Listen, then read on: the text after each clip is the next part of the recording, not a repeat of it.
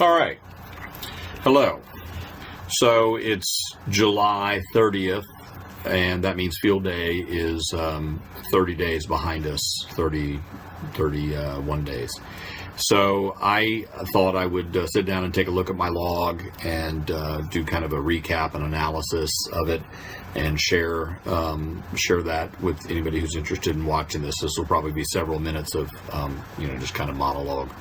So I ran solo under my call sign K4MW. I ran 1B, which is one or two person non-club portable. I ran as a one operator. I didn't have anybody else operating with me. I ran on battery power. I had several 50 amp hour lithium ferrous phosphate batteries, and I was running just under 100 watts. And I ICQ'd the whole time. I did not do any search and pounce. I just sat on a frequency and ran. So I worked a total of a little bit more than 12 hours of the period.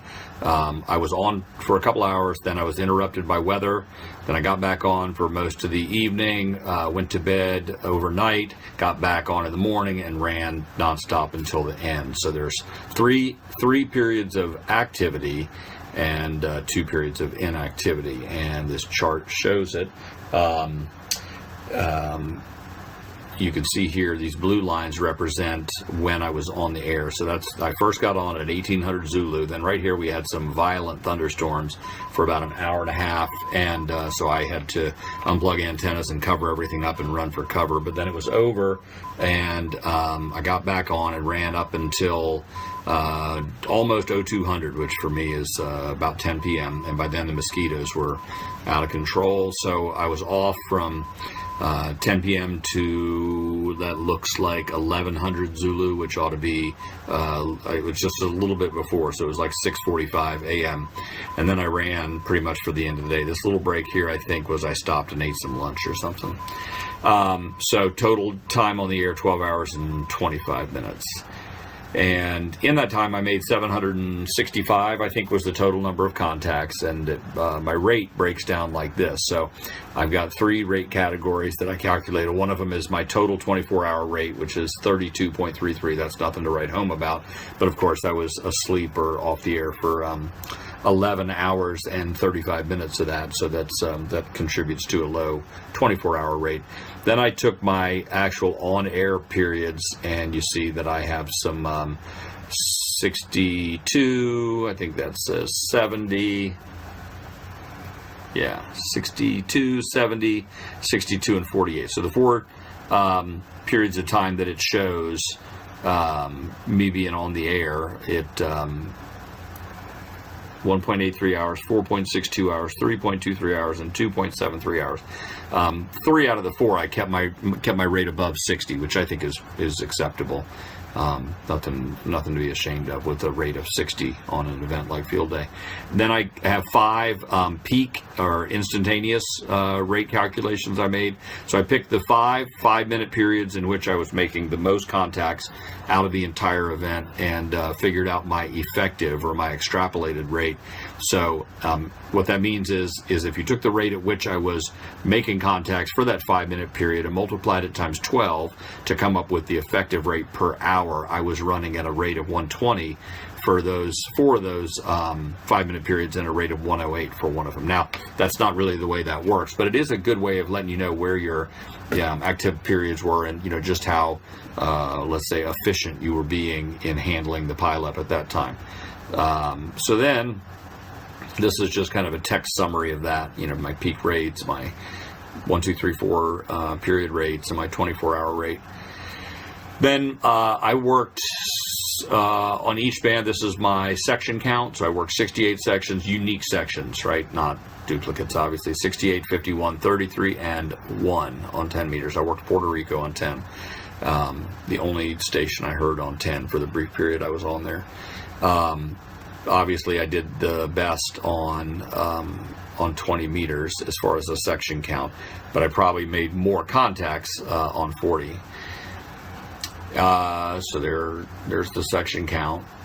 There's 83 total sections between the ARRL and the RAC. So I missed, I missed the these are unique, so I'd have to go through and see what the overlap is between the 4 bands. My total rate count was probably, I'm going to say, was in the 70s.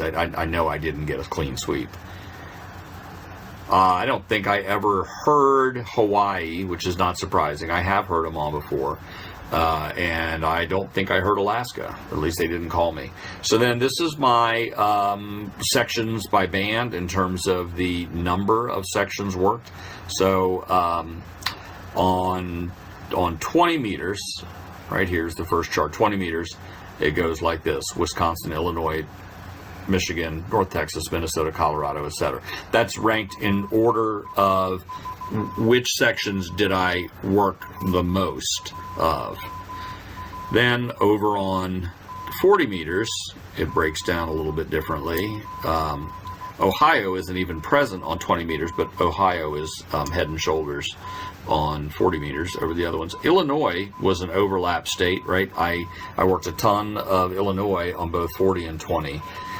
15 and 10. 10 doesn't even count. One, you can't figure out anything from one contact, one section. 15, I don't have that many contacts on either. So, but geographically, it makes a lot more sense.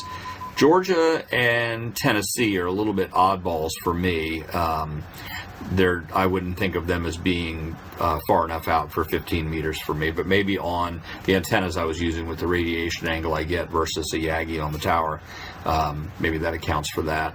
And then, again, it's just a text summary, so you see my numbers, right? I worked Wisconsin 19 times, Illinois 18 times, etc. on 20 meters. Then you go down here to Illinois 28 times. So, it's interesting. That's why the Midwest stations do so well during field day, right? Because they're in the middle of everybody, and they've got propagation to somebody at all times.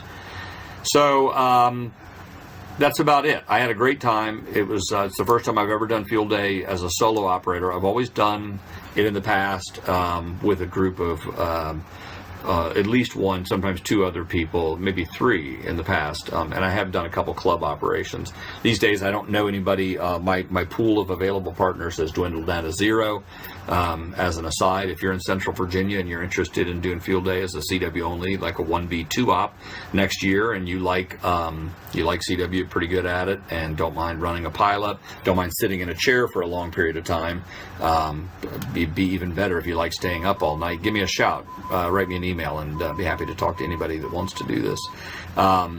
But I had a great time. Again, I ran a fairly basic station. I had 2 antennas. I had an end-fed half wave and an off-center fed dipole.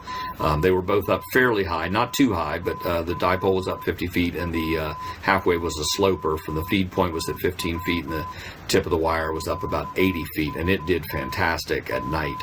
I did really well with the end-fed half wave at night.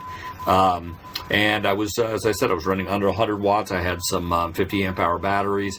I really only went through 2 50 amp hour batteries in that time period, and really I didn't even bring them down below the critical voltage. I think they were still up in the lithium ferrous phosphate batteries, and I think they were both still at like just under 13.1 volts at the end.